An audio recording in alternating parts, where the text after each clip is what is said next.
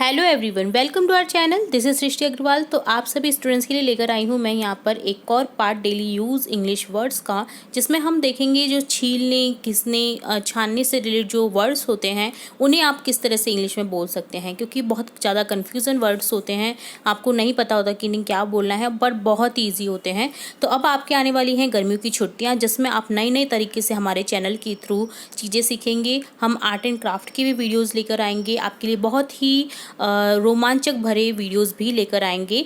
तो जुड़े रहना है आपको इसी तरह से हमारे चैनल के साथ, ताकि आपकी गर्मियों की छुट्टियों का आनंद भी आप ले सके बहुत अच्छे से और इम्प्रूव कर सके अपनी इंग्लिश को भी। तो साथ ही हम लेकर आ रहे हैं इसी तरह की सीरीज़ में इंग्लिश वर्ड्स। तो यहाँ पर हम देखेंगे डेली यूज़ इंग्लिश वर्ड्स में यहाँ पर कुछ वर्ड्स लेकर आई हूँ, जिसमें है सबसे पहले वर्ड छीलना। आप किसी भी चीज़ को छील रहे हैं, देखिए खीरे को छील रहे हैं, गाजर को छील रहे हैं, मूली को छील रहे हैं। अब आप क्या बोलेंगे छीलने को, आपको ये कन्फ्यूज़ होगा जरूर से वर्ड। तो यहाँ पर हमेशा छीलने के लिए आप यूज़ करेंगे पील। पील दी कैरेट, पील दी रेडिश, पील दी जो भी आप छील रहे, पील दी कुकुम्बर, पील दी टमाटो। तो आप किसी भी चीज़ को छील रहे हैं, यानी कि उसका जब छिलका उतार रहे हैं ना, तो उसके लिए यूज़ करते हैं हमेशा पील का। और जो छिलका उतारने वाली चीज़ होती है ना, जो थिंग होती है, उसको बोलते हैं हमेशा पीलर। ठीक है, तो पीलर की सहायता से आप पील करते हैं। पील यानी छीलना। ओके, पील कर लो, केले को पील कर लो या पपीते को पील कर लो, जो किसी को भी छील रहे हैं ना आप, तो उसके लिए यूज़ करते हैं, छीलने के लिए पील का यूज़ करते हैं। ठीक है, अब से आप नहीं बोलेंगे इसे, छीलने के लिए आप हमेशा यूज़ करेंगे पील का, नहीं कि छीलना शब्द को। अब नेक्स्ट है छानना। आप देखिए चाय को छान रहे हैं, दूध को छान रहे हैं, किसी भी चीज़ को छान रहे हैं ना, यानी पानी निकाल रहे हैं उस चीज़ का, या फिर चाय की पत्ती में से आप चाय को निकाल रहे हैं, तो उसके लिए यूज़ करते हैं सीव। ठीक है, यहाँ पर मैं इंग्लिश में भी बता रही हूँ और हिंदी में भी उसका प्रोनाउंसिएशन बता रही हूँ, ताकि आपको ईजी हो जाए पढ़ना। तो छानने के लिए आप यूज़ करेंगे सीव का। ठीक है, सीव, छानना यानी सीव। ओके, सीव कर रही हूँ मैं चाय को, ठीक है, यानी छान रही हूँ। ठीक है, अब इसी तरह से आप किसी भी चीज़ को पीस रहे हैं, यानी जैसे मिक्सी में आपको टमाटो पेस्ट बनाना है या कुछ भी जो भी पीस रहे हैं आप, तो उसके लिए यूज़ करना है ग्राइंड का। ठीक है, ग्राइंडर यूज़ करते हैं पीसने के लिए, तो ग्राइंड यूज़ कर लीजिए पीसने वर्ड के लिए। ओके, नेक्स्ट है भूनना। आप किसी भी चीज़ को भूनते, जैसे मूंगफली को रोस्ट कर रहे हैं ना, रोस्ट भी बोलते हैं भूनने को।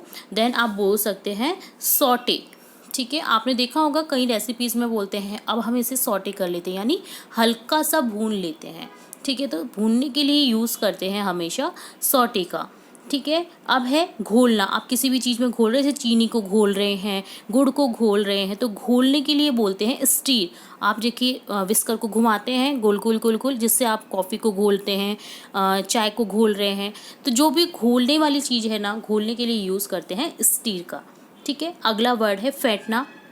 फेंटते हैं आप, जैसे बेसन का घोल को फेंटते हैं। ठीक है, तो फेंटने के लिए आप विस्कर का यूज़ करते हैं, तो उसके लिए जो वर्ड होता है फेंटना का विस्क। विस्कर से ही बना है, विस्क से ही बना है विस्कर। ठीक है, तो विस्क का अर्थ होता है फेंटना। आप दही को फेंट रहे हैं, ठीक है, बेसन को फेंट रहे हैं पकौड़ों के लिए, तो उसके लिए क्या यूज़ करते हैं, वर्ड होता है विस्क।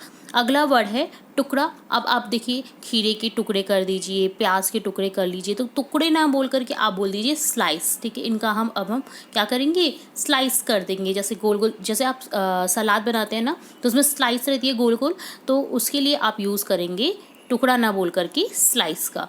ठीक है, अब देखिए आटा को गूंथ रहे हैं, तो आटा गूंथने के लिए क्या वर्ड होता है, गूंथने के लिए नीड होता है। आटा को बोलते हैं डो, और नीड करते हैं, यानी उससे जब गूंथते हैं ना, तो आप बोलेंगे नीड कर रही हूँ मैं, आटा लगा रही हूँ, यानी आटा गूंथ रही हूँ।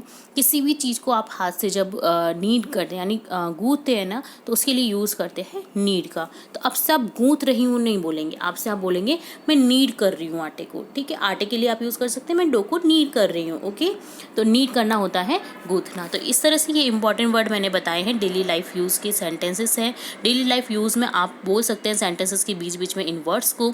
तो कैसा लगा ये वीडियो जरूर से बताइएगा कमेंट सेक्शन में। फिर मिलेंगे नई वीडियो के साथ, तब तक के लिए धन्यवाद।